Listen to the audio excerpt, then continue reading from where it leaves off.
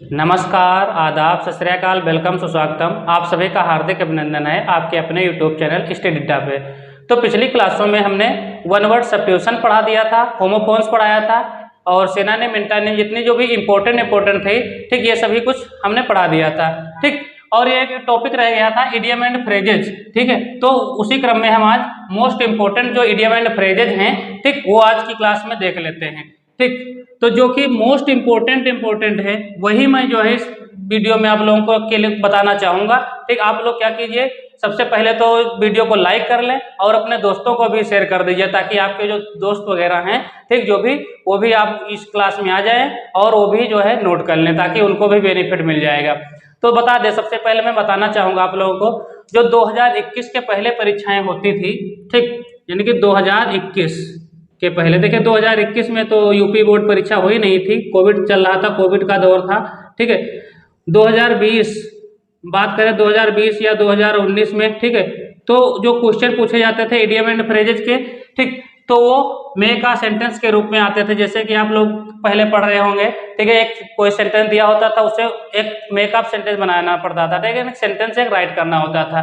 तो इस प्रकार से पूछा जाता था, जैसे कि अबेड ऑफ रोजेज, एक सेंटेंस जैसे देखिए एडियम दिया हुआ है, ठीक, तो इससे जो है वाक्य प्रयोग करना होता था। जैसे हिंदी में आप लोग मुहावरा पढ़ते हैं, जैसे सपोज दैट मैं एक मुहावरा बता रहा हूँ, जैसे कि 9 2 11 होना, तो उसका मतलब क्या होता है, भाग जाना, ठीक। उसी प्रकार से उसका वाक्य प्रयोग करते थे हिंदी में हम लोग। फिर उसका क्या करते हैं, वाक्य प्रयोग करते हैं। चोर को देख करके, मतलब पुलिस को देख करके चोर भाग गया, सॉरी, मतलब हम उल्टा बोल रहे थे ना, मतलब पुलिस को देख करके चोर 9 2 11 हो गया, ठीक। तो उसी प्रकार से इसमें भी इंग्लिश में भी जैसे ऑल इन ऑल का मतलब होता है सर्वे सर्वा, क्या होता है, सर्वे सर्वा। तो जैसे the principal is all in my school, जैसे प्रधानाचार्य जी जो हैं सर्वे सर्वा है स्कूल के, तो इस प्रकार से एक सेंटेंस बन जाएगा, ठीक। तो पहले तो 2021 से पहले जो परीक्षाएं होती थी, जैसे कि 2020 में या 2019 2018, तो इधर परीक्षाओं में जो है क्वेश्चन इस प्रकार से मेकअप सेंटेंस के रूप में पूछा जाता था, इडियम फ्रेज का, यानी कि वाक्य प्रयोग करना भी होता था। लेकिन अब जो रिसेंटली में परीक्षाएं हो रही हैं, जैसा कि पिछली साल जो है परीक्षा हुई 2022 में, ठीक, और पैटर्न चेंज हो गया था 2021 से ही, लेकिन 2021 में परीक्षा हुई नहीं थी, ठीक। तो 2022 में जो परीक्षा हुई तो उसमें क्वेश्चन देखने को इस प्रकार से इडियम एंड फ्रेजेज का मिला कि 4 ऑप्शन दिए होंगे और उसमें से जो आंसर आप जो अच्छा लगेगा आपको वही आप उस पर आप टिक करेंगे और उसको अपना जो है नोटबुक में लिख लेंगे, ठीक, उत्तर पुस्तिका में लिखेंगे। कहने का तात्पर्य ये नहीं कि अच्छे तो आपको सभी लगेंगे, ठीक, जो इसका मीनिंग उपयुक्त देगा वो इसमें से जो सही होगा उसे आप उस पर टिक करेंगे, या तो फिर जो है अपने उत्तर पुस्तिका में वो ऑप्शन लिख लेंगे। जैसे ए सही है या बी सही है, जो भी ऑप्शन सही हो उस ऑप्शन को लिख करके और उसके पड़ोस में ये लिख देंगे, ठीक। तो इस प्रकार से आप पूछा जाएगा। जो बच्चे जानते नहीं थे वो देखिए, सबसे पहले तो देखिए आप लोग वीडियो नहीं देखते हैं, वीडियो देखते भी हैं तो चैनल को सब्सक्राइब नहीं किए हैं, तो आप लोगों को अपडेट मिल नहीं पाता है। तो आप लोग सबसे पहले तो चैनल को यदि सब्सक्राइब नहीं किए हैं अभी तक तो सब्सक्राइब कर ले, तो जो भी नई नई अपडेट आएंगी परीक्षा से रिलेटेड वो मैं आप लोगों को बताता रहूँगा, ठीक है। पिछले वीडियो अभी तक आपने नहीं देखा है तो आप लोग पिछले भी वीडियो देख लें। तो देखिए अब ये क्वेश्चन इडियम एंड फ्रेज का किस प्रकार से पूछा जा रहा है, तो देखिए जैसे ऑल इन ऑल ये पेपर में लिखा मिलेगा, ठीक है, और अब इसके 4 ऑप्शन दिए होंगे, whole and soul, free, near, unsuitable, ठीक। तो ये 4 ऑप्शन दिए होंगे। अब इसमें से इसका एक उपयुक्त मीनिंग देगा, ठीक है, यानी कि जो इसका सही होगा, ठीक, उसको आप लोग पेपर में लिखेंगे। तो देखिए सबसे पहले तो अनसुटेबल की बात कर लेते हैं। अनुपयुक्त इसका मतलब होता है, नियर का मतलब पास होता है, फ्री का मतलब स्वतंत्र होता है। अब देखिए ऑल इन ऑल का मतलब होता है सर्वे सर्वा, ठीक। तो इसमें होल एंड सोल, तो होल एंड सोल का मतलब क्या हो जाएगा, सर्वे सर्वा हो जाएगा।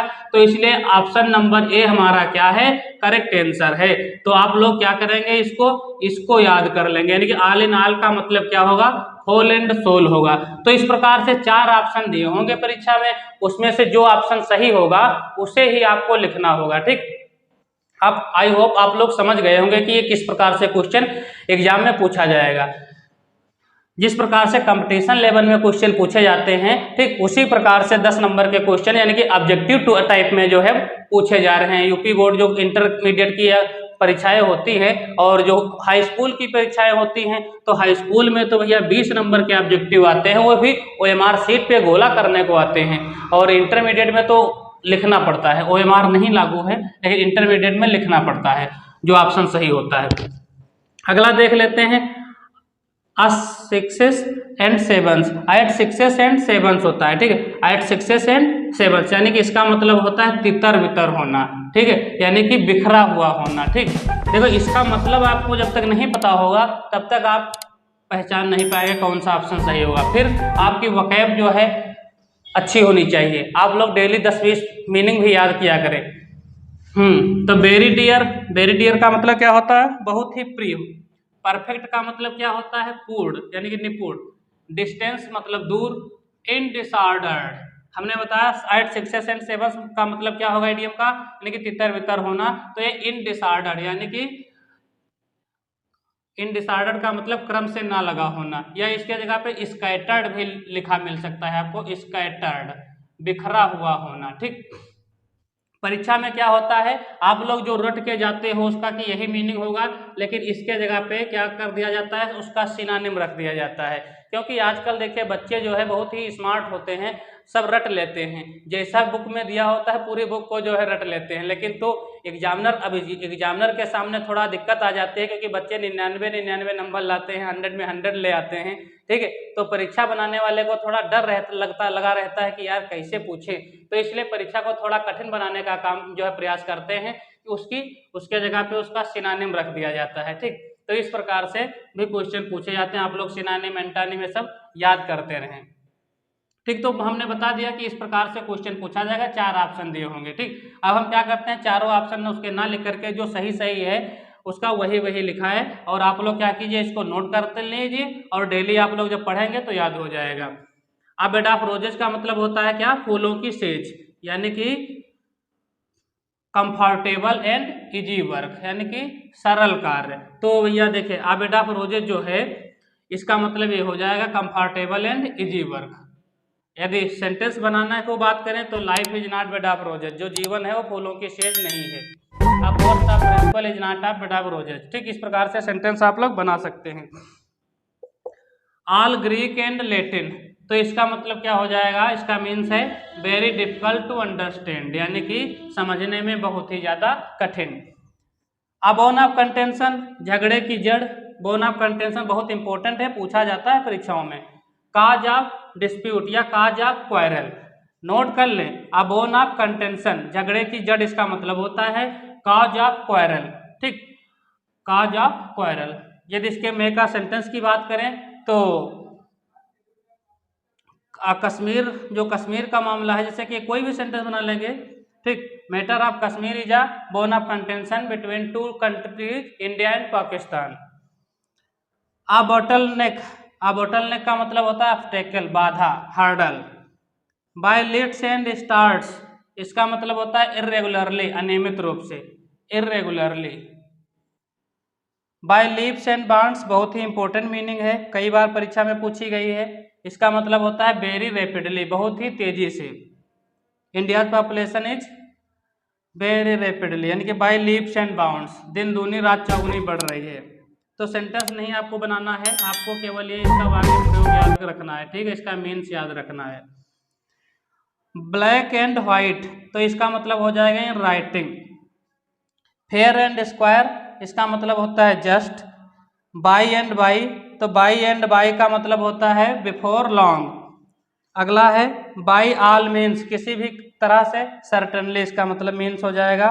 फिर है एन एक्स टू ग्रिंड, तो इसका मतलब है personal end to serve, personal end to serve. एक बार फिर से देख लेते हैं। ऑल इन ऑल का मतलब क्या हो जाएगा, whole and soul. 8 6s and 7s का मतलब क्या हो जाएगा, इन डिसऑर्डर। फिर a bed of roses, comfortable and easy work. All Greek and Latin, इसका मतलब हो जाएगा very difficult to understand. A bone of contention, cause of quarrel हो जाएगा, काज ऑफ डिस्प्यूट कह सकते हैं। A bottleneck, obstacle. By leads and stars, irregularly. By leaves and bounds क्या हो जाएगा, वेरी रैपिडली हो जाएगा। Black and white in writing हो जाएगा। फेयर एंड स्क्वायर जस्ट, ये बहुत इंपॉर्टेंट मीनिंग है जस्ट, इसका मतलब होता है ईमानदार। यानी कि ऑनेस्ट का सिनोनिम है, याद कर लेंगे। बाय एंड बाय इसका मतलब होता है before long. By all means certainly. An axe to grind हो जाएगा पर्सनल इंड टू सर्व। आप लोग क्या कीजिए, इसको जो है नोट कर लीजिए, या नोट नहीं किए तो आप लोग चाहें तो इसका जो है स्क्रीनशॉट भी ले लीजिए, ठीक है। देखिए भाई हमने जो है आप लोगों को इडियम फ्रेज में 13 बता दिए थे, अब हम उसी के आगे क्रम में देख लेते हैं। तो अगला हमारा है अकाउंट फॉर। तो अकाउंट फॉर का मतलब हो जाएगा to be responsible, to be responsible यानी कि उत्तरदायी, ठीक है। कॉक एंड बुल स्टोरी तो हो जाएगा फॉल्स स्टोरी यानी कि झूठी कहानी, ठीक है। जो अफवाहें वाली होती हैं बातें वो क्या कहते हैं, कॉक एंड बुल स्टोरी। देखिए इनका प्रयोग जो इडियम्स हैं या फ्रेजेज हैं, इनका प्रयोग आप बोलचाल की भाषा में स्पीकिंग जो है में ज़्यादा इसका यूज किया जाता है आजकल, ठीक है। तो मॉडर्न में जो है यदि आप स्पीकिंग कर रहे हैं तो उसमें जब आप लोग इडियम फ्रेज का जो है प्रयोग करेंगे तो आपकी जो भाषा शैली होगी यानी कि बोलचाल की जो भाषा होगी, कहने का तात्पर्य ये है वो थोड़ा अच्छी हो जाएगी, ठीक है, और ही ज़्यादा फ्लुएंसी हो जाएगी, ठीक है। बैड ब्लड ये काफ़ी इंपॉर्टेंट है, बैड ब्लड इनमिटी होता है, ठीक है, यानी कि शत्रुता। ये पेपर में कई बार देखने को मिला है, इसका मतलब होता है शत्रुता, ठीक है, बैड ब्लड। आ रेड लेटर डे, आ रेड लेटर डे का मतलब होता है स्वर्णिम दिवस। इम्पोर्टेंट डे तो इम्पोर्टेंट डे यानी कि महत्वपूर्ण दिन, महत्वपूर्ण दिवस, ठीक है। तो ये परीक्षा में भैया पूछा गया है इसलिए ये काफ़ी इम्पोर्टेंट है।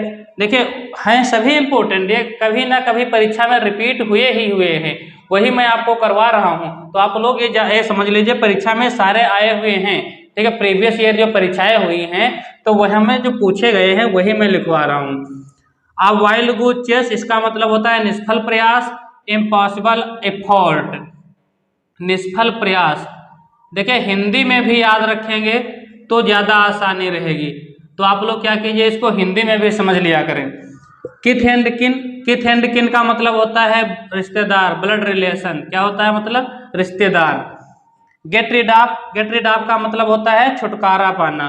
टू बी फ्री फ्रॉम क्या होता है इसका मतलब, टू बी फ्री फ्रॉम यानी कि छुटकारा पाना। जैसे कोई भी इससे एक जैसे सेंटेंस बनाना है आपको, कहीं स्टोरी वगैरह बनाना है, ठीक है, तो छुटकारा पाना यदि उसमें आ गया वर्ड तो आप लोग वहाँ पे गेट रिड ऑफ का प्रयोग कर सकते हैं, यानी कि इस इडियम का भी प्रयोग कर सकते हैं। तो जो है आपकी स्टोरी और अच्छी लगेगी, ठीक है, और अच्छी मानी जाएगी। तो यदि आप इडियम प्रयोग कर रहे हैं टू बी फ्री फ्रॉम, जैसे कि मैं अपने जो है वो पुराने जो है बाइक से छुटकारा पाना चाहता हूँ तो क्या बन जाएगा, I get rid of my old bike, ठीक है, सीधे आप जो है बना सकते हैं। गेट रिड ऑफ छुटकारा पाना के जगह पे आप गेट रिड ऑफ इडियम का प्रयोग कर सकते हैं। एंड इन स्मोक इसका मतलब हो जाएगा to end in nothing. Bosom friend काफी इंपॉर्टेंट है, क्लोज फ्रेंड यानी कि क्लोज फ्रेंड घनिष्ठ मित्र, इसका मुहावरा होता है लंगोटिया यार, लंगोटिया यार यानी कि घनिष्ठ मित्र, bosom friend. Cry for the moon अप्राप्य वस्तु की मांग करना यानी कि अप्राप्य, अप्राप्य वस्तु, ठीक है, जो वस्तु जैसा तुम्हें प्राप्त ना हो पाए उसकी मांग कर रहे हो तो क्राई फॉर द मून, ठीक। तो इम्पॉसिबल डिमांड है, अटेम्प्ट है, प्रयास कर सकते हो। डाई इन हार्नेस बहुत इंपॉर्टेंट है, ये दोनों लास्ट के बहुत इंपॉर्टेंट हैं। डाई इन हार्नेस इसका मतलब होता है to die doing one's duty यानी कि कर्तव्य पालन करते हुए मरना, ठीक है, टू डाई यानी कि मरना, और कैसे डूइंग वंस ड्यूटी यानी कि कर्तव्य पालन करते हुए मरना, ठीक। जैसे कि कारगिल युद्ध में बहुत सारे जो है वीर जवान जो है हमारे देश के जो है शहीद हुए थे, ठीक है, वो कैसे जो है अपना कर्तव्य पालन करते हुए, ठीक। तो die in harness. Drop in the ocean, drop in the ocean बहुत इंपॉर्टेंट है ये, यानी कि ज्यादा खाने वाले को कम मिले, मीगर। हिंदी में एक मुहावरा इसका है ऊंट के मुंह में जीरा, ऊंट के मुंह में जीरा, ठीक। तो ये इसका मीनिंग हो जाएगा यानी कि ज्यादा खाने वाले को कम दिया जाए यानी कि मीगर, ठीक, अपर्याप्त। तो ये कुछ इंपॉर्टेंट थे, ठीक है। आज हमने 25 बताए हैं, ठीक है। इसका ये जो है पार्ट 2 यानी कि दूसरा वीडियो जो मैं लेकर के आऊँगा, उसमें जो बचे हुए और इम्पोर्टेंट हैं वो मैं आपको अगले वीडियो में बता दूंगा, ठीक है। आप लोग इनको जो है नोट कर लें, अच्छे से जो है लिख लें, नोट्स बना लें, ठीक, क्योंकि ये काफ़ी इंपॉर्टेंट है और परीक्षा में यहीं से आपको देखने को मिलेगा। आप लोगों को यदि वीडियो जरा सा भी पसंद आया हो, मेहनत हमारी ये आपको अच्छी लगी हो, क्योंकि बहुत सारे जो है इंपॉर्टेंट जो है इधर उधर से मैंने जो है प्रीवियस ईयर पेपर से उसमें से निकाल करके आप लोगों के लिए लाया हूँ, ठीक, जो कि इंपॉर्टेंट है आप लोगों के लिए, ठीक। तो आप लोगों को ये जो है जरा सा भी वीडियो पसंद आया हो, मेहनत मेरी अच्छी लगी हो, तो वीडियो को लाइक करें और एक प्यारा सा कमेंट भी करें। कमेंट के माध्यम से बताएं कैसे लगा आपको जो है वीडियो। और चैनल पे यदि अभी नए हैं, चैनल को सब्सक्राइब नहीं किए हैं, तो चैनल को सब्सक्राइब कर लें, ताकि इसी प्रकार के जो नई जानकारी होंगी, इसी प्रकार के जो वीडियो होंगे आपके परीक्षा से रिलेटेड, वो आपको मिलते रहेंगे। धन्यवाद।